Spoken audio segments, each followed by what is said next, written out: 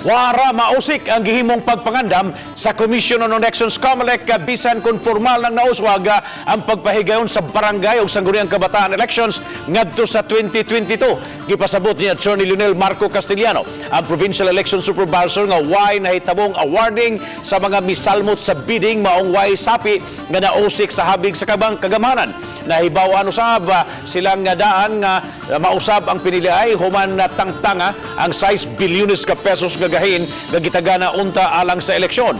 Hinuon buksan og balik sa COMELEC ang registration sa Enero o bakas Pebrero sunod tuig nga mulungtad sa duha ka tuig. Ilakip na unya sa registration ang mga mosalmot unya sa SK ug barangay election sa Disyembre 5 sa tuig 2022. Ikatulo na kining pagkauswag sa eleksyon so kaniadtong 2016, 2018 ug sa Mayo unta sa sunod na tuig. Registration would definitely start by next year for 2 years na and would probably end by October or November on 2021.